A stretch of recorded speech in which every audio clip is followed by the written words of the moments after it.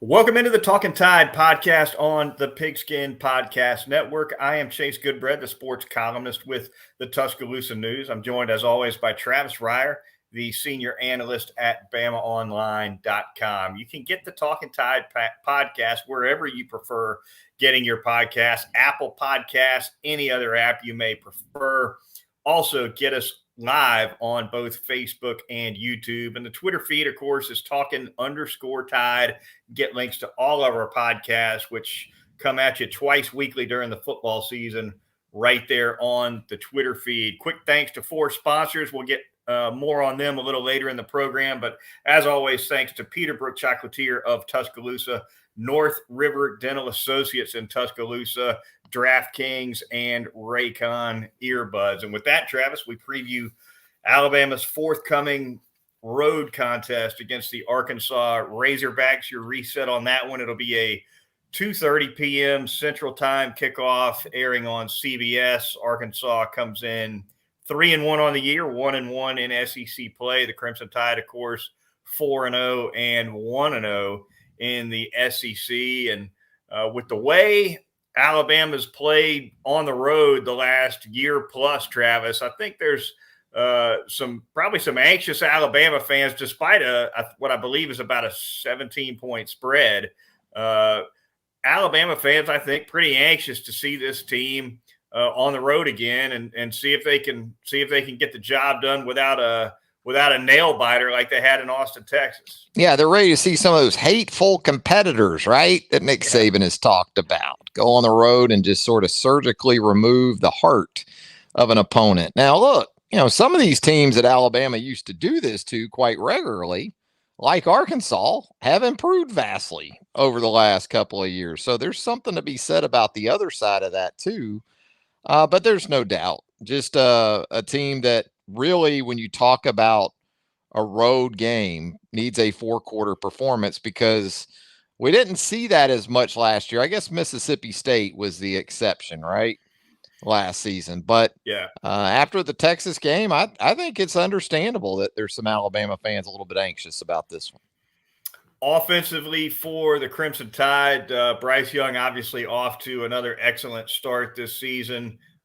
Maybe Jahmyr Gibbs in line for a few more touches. He's been a dynamic presence, but a guy that Alabama has kind of only leaned on in spurts. He got halfway through the second quarter against Vanderbilt before he got his first touch last week. So that's something to keep an eye on. And also, Travis, I think something to watch for is a little bit different look in the Arkansas secondary. We're used to seeing in past years a lot of zone from Barry Odom in the secondary. This year, Arkansas playing more man, challenging receivers a little bit more, and perhaps that's been part of what's translated into an SEC high 20 sacks.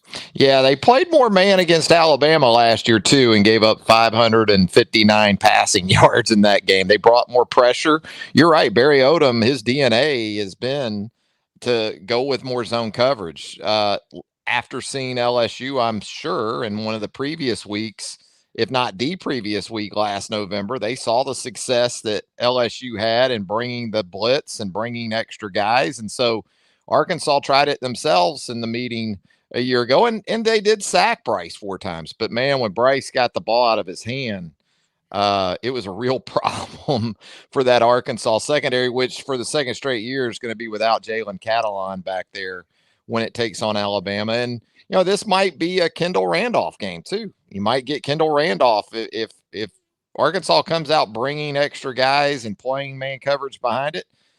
Maybe Kendall Randolph, like he did in the game last year, comes in and you go more max protection with 6 or 7 guys. But, the problem with this team, maybe in comparison to that team a year ago, is that, if you're Arkansas, you're saying, well, yeah, you can do that, but that doesn't mean necessarily that these guys are going to get open as much as the previous guys got open, which they did in Tuscaloosa last time around. Yeah, pass protection, definitely something to watch. Arkansas's 20 sacks, as I mentioned, leads the SEC, and it's been several guys that have done it. Drew Sanders, the former Alabama linebacker, leads the NCAA with 5.5. and Jordan Dominic's got 5 himself on that defensive line. So I guess those two make up about half of that Arkansas sack production thus far in the season. Pass protection will certainly be big. And like you said, Travis, it is a beat-up Arkansas secondary. Not only is Jalen Catalon out for the year, he was a team captain at that safety side. That's the big loss. They also found out in recent days that they will not be getting Ladarius Bishop back. He was a corner for the Razorbacks. And so a depleted secondary, something Alabama definitely you would think would have a good opportunity to exploit. But they've got to get Bryce Young the time. And maybe that does mean some Kendall Randolph at tight end or Robbie Utes or whatever you got to do to keep an extra body in there and pick up a blitzer or whatever it takes. Yeah, that's where the backs will be a little bit under the gun too. Jason McClellan, Jahmyr Gibbs, we recognize them more so for their work as runners and receivers, but in that area of pass protection, you got to be ready to go this week. So, Alabama, in terms of pass protection, has allowed 4 sacks in 4 games. A year ago, they were giving up right around 3 sacks per game for the entirety of that season. So at least to this point, you're seeing some improvement. And yes, Bryce helps in that regard too with his feet. But I think the improvement has looked pretty much what it's been on tape.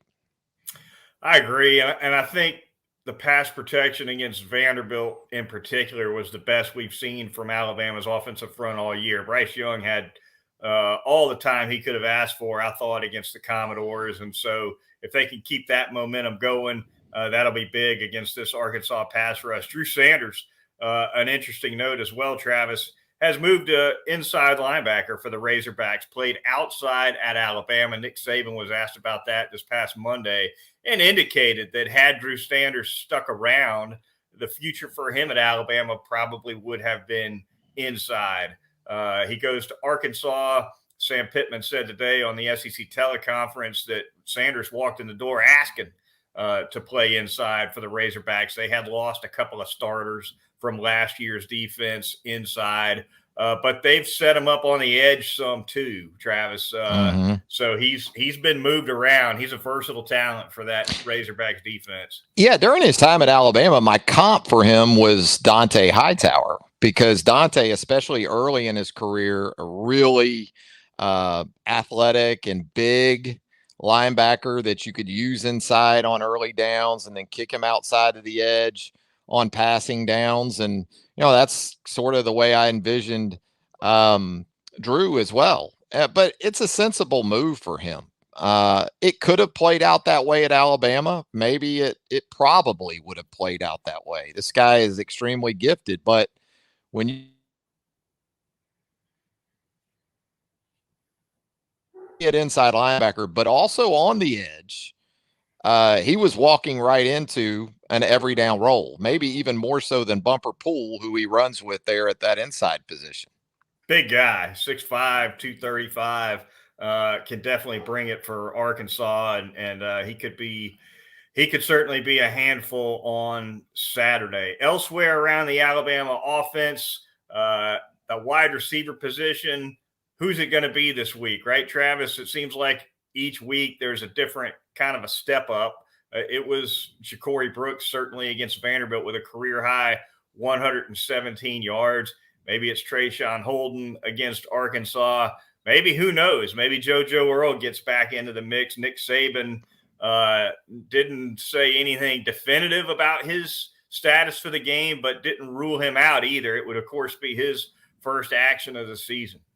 Yeah, and that would be an interesting dynamic, because I think what JoJo gives you too is some yards after the catch, which we've talked so much about the absence of a vertical passing game, certainly in comparison to what we've seen in previous years, but also yards after the catch is an area where they need help. Now, they got some of that in their last couple of games, Ja'Cory Brooks, Trayshawn Holden, but they do it more with their strength and their size and breaking tackles.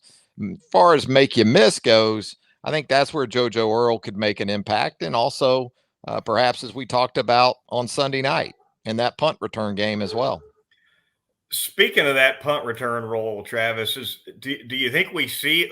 Let's for the moment assume that JoJo, for the purposes of this question, we'll assume that JoJo Earl is not a go. Uh, does Kool-Aid McKinstry remain in that punt return role against Arkansas, coming off of 2 fumbles against Vanderbilt, albeit another game where he was impressive yardage wise in that role? They stuck with him, after the muff and after the fumble, right, against Vanderbilt. And then, Brian Branch comes in, he gets an opportunity, he muffs one too. So it's not like, he offered up a strong case for himself. I guess, you could look at some other guys like Jermaine Burton, put him back there. But if it isn't JoJo Earl, I would think it would still be Kool-Aid Chase. I don't know about you. I kind of think we'll see Kool-Aid McKinstry. I think it'll be interesting also to see if JoJo Earl is eased back into playing time, maybe just as a receiver at the outset, right? Maybe pick up that punt return role after he's gotten his feet wet for a week. What are your thoughts on, or do they bring back JoJo Earl full go in both roles? What are your thoughts there? I think if he's back, he's back. And that's typically the way it seems to have worked with Nick, right? When a guy is good to go and able to go, the roles that they sort of have planned for that player is how it goes. So, I would think if he is cleared and they're game planning with him in mind this week, he's going to be right there in that mix. Now, I say that I don't think you just go totally away from Kobe Prentice. I think Kobe Prentice has done some good things there in the slot. So just because he's back doesn't mean he takes on 50, 60 snaps a game, maybe in the rotation. But he'll be planned to be utilized as if they needed him for that many, they could do it. Yeah. And they've gotten Jahmyr Gibbs into that slot position a fair bit too. So that eats up into those slot snaps as well. And they could do that this week, to get some of the personnel matchups they want defensively, right? Yeah. 2-back stuff has certainly been a big part of what they do. So, absolutely. Yeah, we've seen 21 personnel at times with Alabama, with Gibbs and McClellan in the backfield at once. But then if Gibbs motions to the slot, now you're really not 21, right? You're 11. Yeah. I mean, basically, with Gibbs out there, you're 11. Because he might as well be a slot receiver or wide receiver. Talkin Tide podcast on the Pigskin Podcast Network continues on. We're going to take a quick look at this Alabama defense now ahead of the Crimson Tide's 5th game of the season against the Arkansas Razorbacks. Travis, your thoughts on defending? It's got to start with KJ Jefferson, the outstanding quarterback for the Razorbacks, a run-pass threat. He's completed, I think, around 70% of his passes this year. And of course, when he tucks it, he's a big guy and a fast guy and a hard guy to tackle. Yeah, when you look at KJ and Rocket and Dominique Johnson, those 2 running backs with Rocket Sanders and Dominique Johnson, you're talking about a trio that combined averages 239 pounds. So Rocket Sanders, who can fly, obviously, hence the nickname, he's 227. Johnson is 247 at running back. Yeah. And then you got to deal with KJ at 242. So it's largely a between the tackles sort of approach. They'll run zone and they'll run different stuff to the edges too.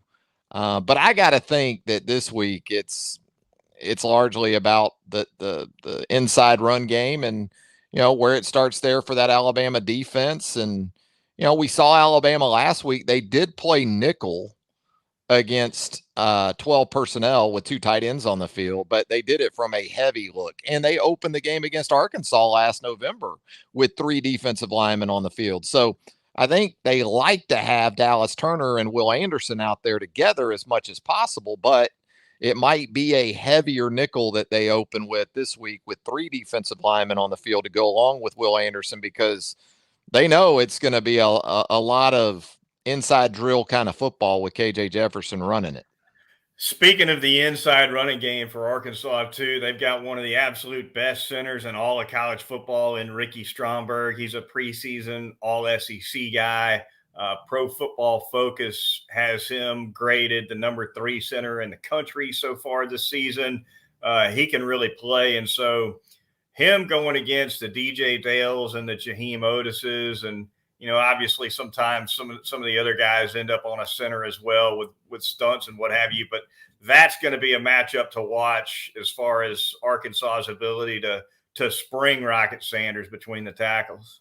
No doubt about it. Alabama was good enough in the game in November of last season against Arkansas, against Jefferson, and also those 3 backs that Arkansas had at the time. They did a good enough job, and that was key because they were able to get KJ Jefferson north of 30 pass attempts. That's a key stat this week. You want to get KJ into the 30s, right? Throwing the football, because where Arkansas wants to be is more around 50 runs at you.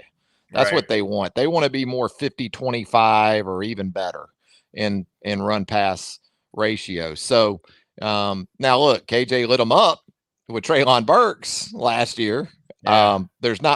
But without Treylon Burks, I think you're more willing to take your chances in that scenario this time around. And maybe with that, Chase, we see Alabama get DeMarco Hellams or a safety involved against the run, even from the early stages of the game, and essentially say, look, if you got the guys on the outside this year that can beat us, we need to see them because we haven't seen it yet. Yeah. Will Anderson, I think we'll see certainly more of him in this game, Travis. He has been playing very effectively for Alabama, but he's only averaged 35 snaps a game through the first 4 games. He averaged close to 60 snaps a game last year for the Crimson Tide. And so now you got an SEC road game, especially with a guy like Jefferson. I think Will Anderson's snap count takes a little bit of a spike this week, doesn't it? Yeah, it's probably also a byproduct of being too good on third down, right? They've been off the field a lot. That's true too. When they get to third down. So I don't know if they've had the opportunity to have him out there as much. But no, when you get to October, it's the training wheels and the snap counts or the pitch counts and all those things. They come off. Carry counts for guys like KJ Jefferson, probably in September. If you're Sam Pittman, you'd like to keep him under 10 carries a game because once you get to October, you're probably going to try to push him up to 15 to 20 carries a game, and right. He's going to have to take some extra hits.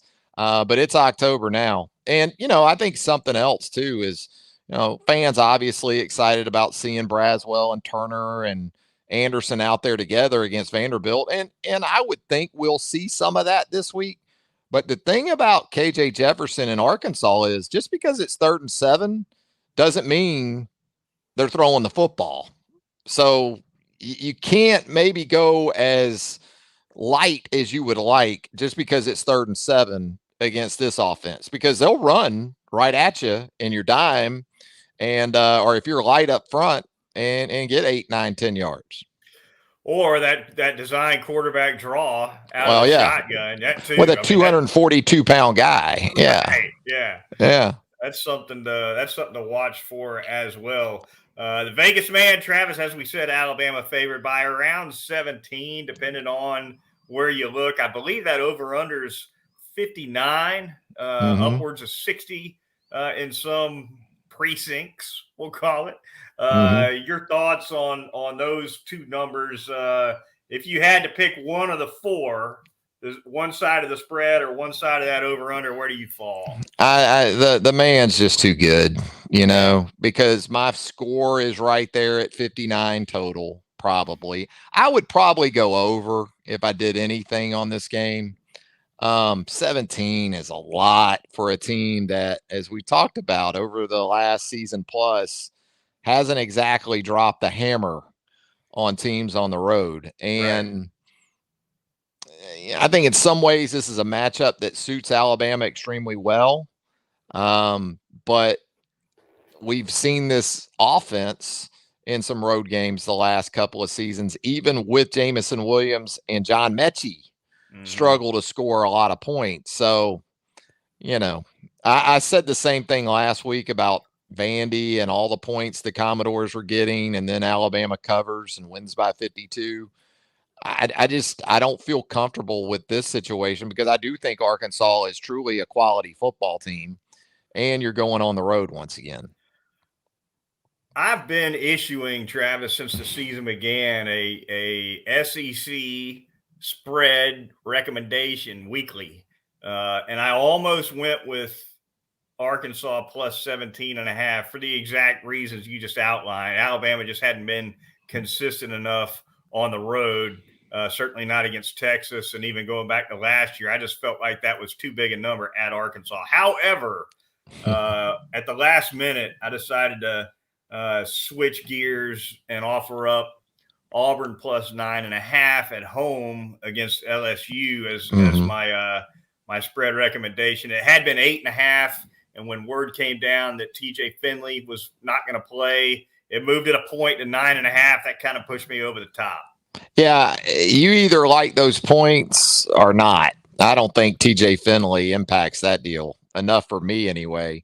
Right. If I liked Auburn getting 7.5, 8.5 with TJ Finley, I probably like him even more, even without him getting 9.5. But yeah, I mean, you think about the success Alabama's had out in Fayetteville. I mean, Alabama's covered that over really in just about each of its last 3 trips out there, but a little bit of a different Alabama team. And, we'll see. It looks like the passing game's trending in a positive direction.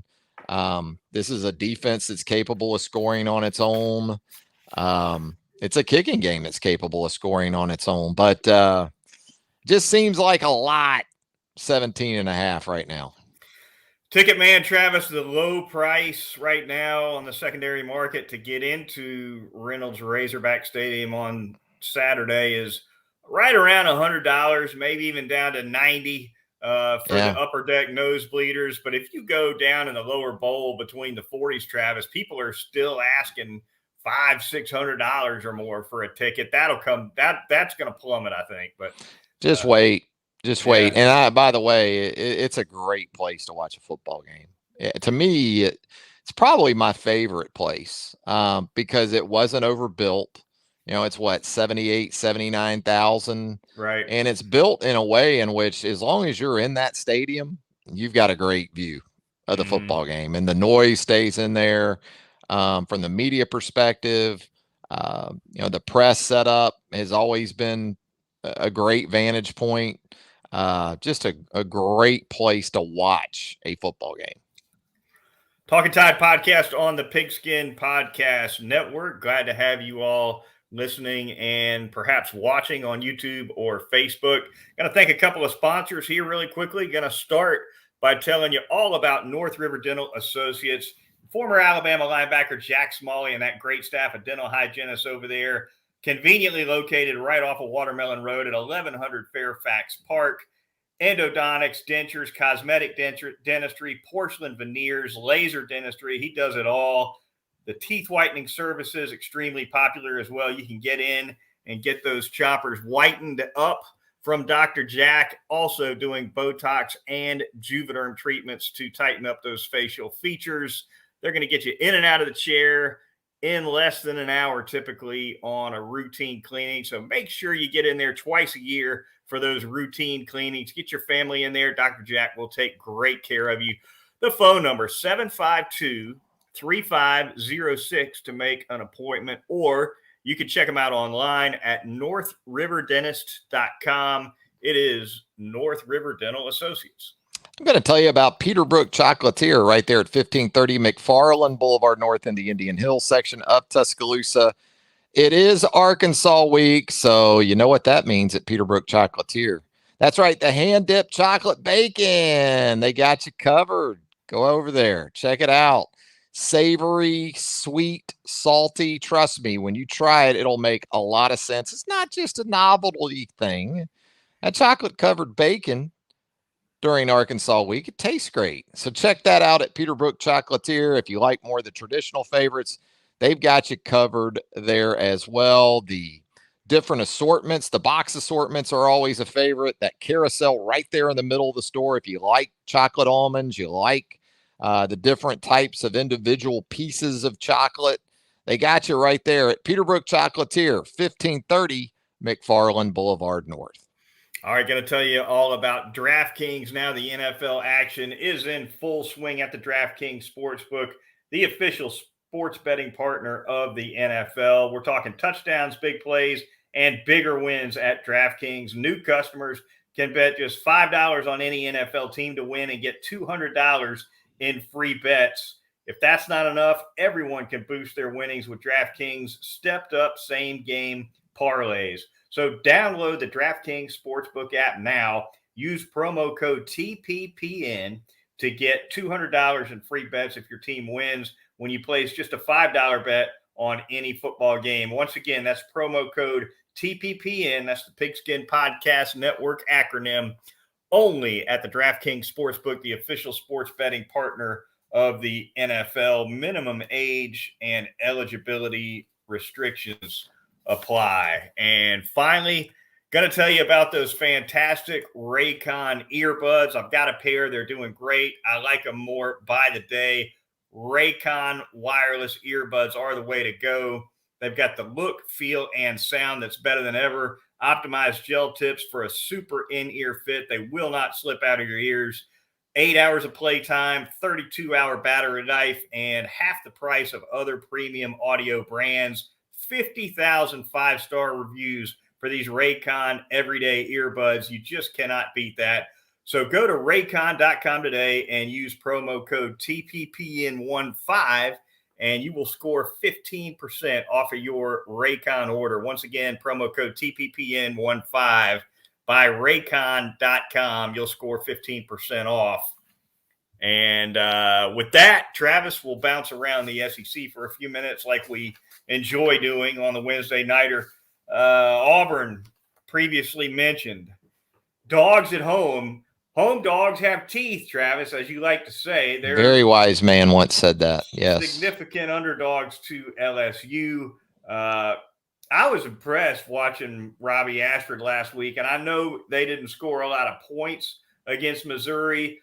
I know he's far from a finished product as a quarterback, but that guy he's an athlete, and he can do a lot of damage with his feet, as can Jaden Daniels at LSU. So maybe they kind of cancel each other out in that regard. And I think LSU ultimately wins the game, but I do think Auburn covers at home. Yeah, it's a big weekend in the SEC West, man, and this is one of those games.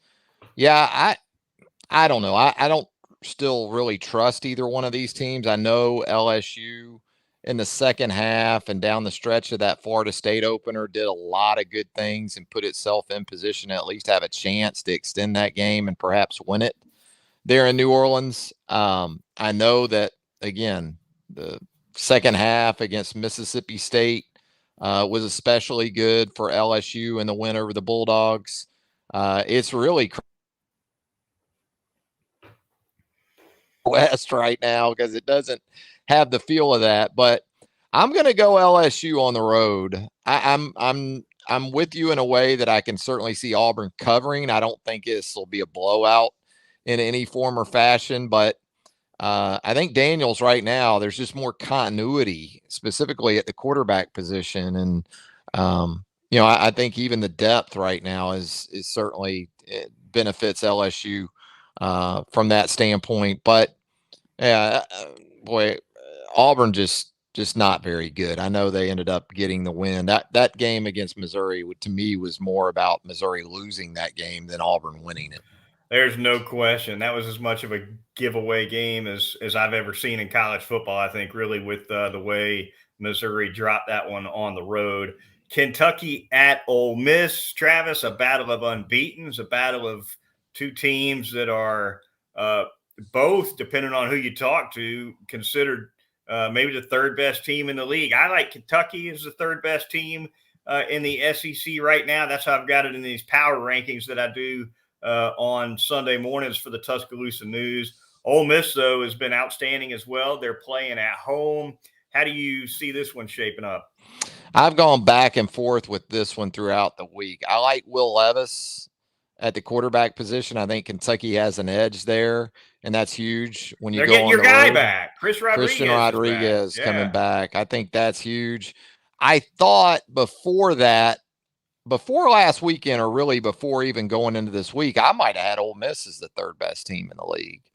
But I'm going to go with Levis and Rodriguez, with him back in that lineup. And, Mark Stoops, a good coach. So, I'll go with your Kentucky Wildcats over Ole Miss on the road. A&M on the road at Mississippi State. Hopefully somebody's wearing white in that one, Travis, or it'll be hard to tell them apart. Your thoughts on A&M? I kind of like Mississippi State at home in this one. I think Will Rogers is going to have his way against the Texas A&M pass defense that's been actually really good. A&M's only given up about 155 passing yards per game on average, which in this day and age is outstanding. But I like Will Rogers carving them up here and getting it done at home.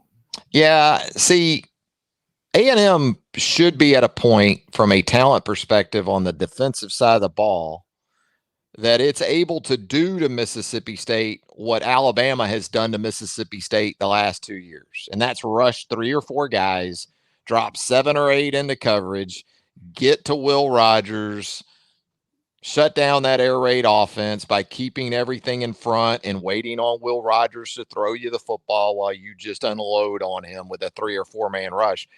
And DJ Durkin is the defensive coordinator now at Texas A&M. He was at Ole Miss prior, so he knows what he's getting into with this Mississippi State offense. I'm going to go State, though, with you at home.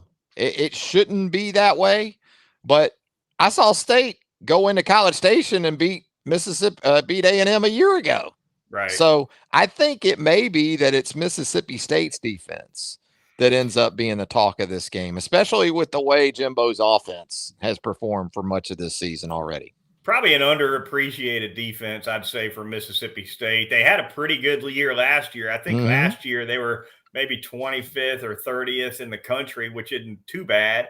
And this year they brought back, 8 starters at least on that side of the ball. So Zach Arnett can coach and no Anais Smith for A&M this week. Right. Yeah. Big. Yeah. Anais Smith, the wide receiver, is out. That's a key cog for that Aggies offensive machine. All right, that's going to do it for the Talkin Tide machine for this Wednesday nighter. Thanks to our listeners and viewers for checking in. Be sure to come back to us late Sunday night when Travis and I break down Alabama's game at Arkansas. For Travis Reier of BamaOnline.com, I'm Chase Goodbread of the Tuscaloosa News and Crimson Cover Television. And we'll talk to you Sunday night on Talkin Tide.